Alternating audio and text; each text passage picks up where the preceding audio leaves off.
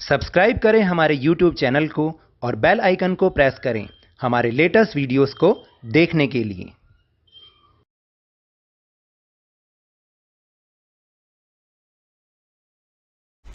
Hello and welcome to Lavneesh sir की class. आज की ये शिक्षा निदेशालय राष्ट्रीय राजधानी क्षेत्र दिल्ली की वर्कशीट नंबर 4 जो कि कक्षा 6ठी के विद्यार्थियों के लिए है।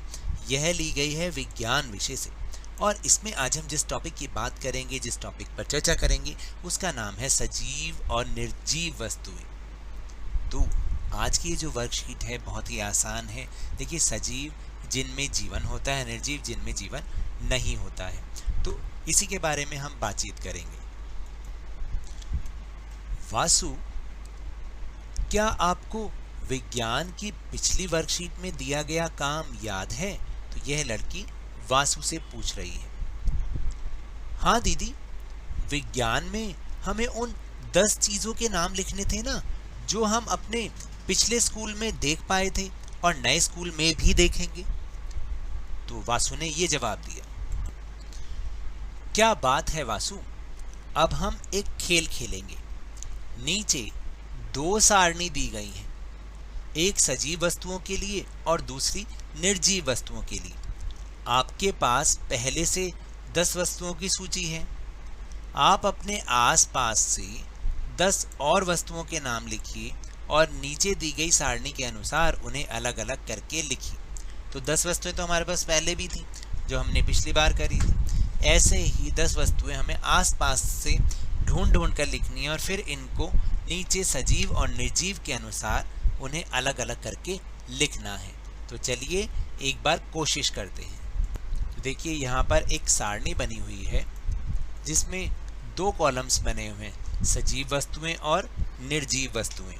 तो अब हमें इनको अलग अलग करके लिखना है। तो देखिए, पहले तो लिखा हुआ है सजीव वस्तुओं में मक्खी। अब हम और क्या क्या लिख सकते हैं? गाय, फिर छिपकली, ये हमारे चारों तरफ हमें नजर तो आती ही है। फिर इसके बाद हम लिख सकते हैं पौधे। उसके बाद हम लिख सकते हैं मच्छर। मच्छर भी बहुत होते हैं चारों तरफ, पौधे तो होते हैं तो मच्छर भी होते हैं।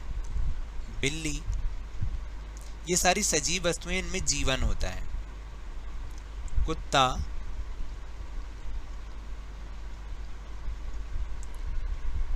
चिड़िया,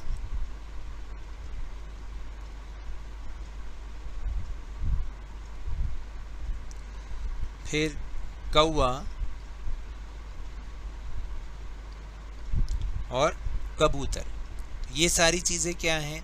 सजीव वस्तुएं हैं। कैसी?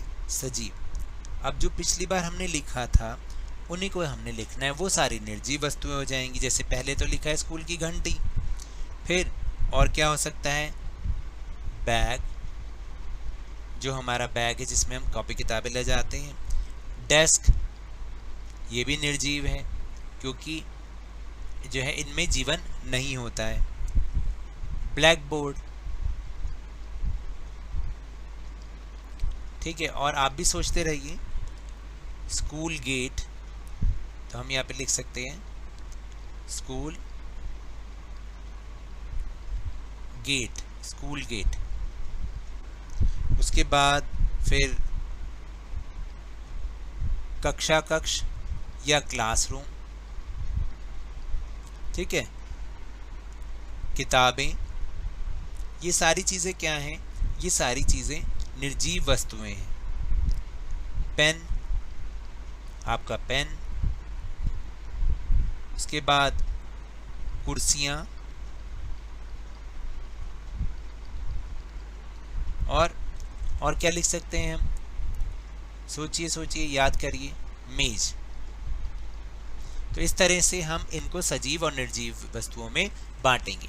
तो ये तो थी आज की वर्कशीट। अगर मेरे इस तरह समझाने से आपको थोड़ा सा भी समझ में आया हो तो इस चैनल को ज़्यादा से ज़्यादा सब्सक्राइब कीजिए, लाइक कीजिए और बहुत ज़्यादा शेयर कीजिए और जल्दी से जल्दी इसे 50K तक पहुंचा दीजिए। लेकिन याद रखिएगा, कोरोना वायरस अभी भी फैल रहा है, तो जब भी घर से बाहर जाएं मास्क अवश्य लगाएं और अपनी बारी आने पर इसका टीकाकरण अवश्य कराएं। क्योंकि कोरोना को हराना है और जिंदगी को एक बार फिर से सुहाना बनाना है। इसी उम्मीद के साथ बहुत बहुत धन्यवाद।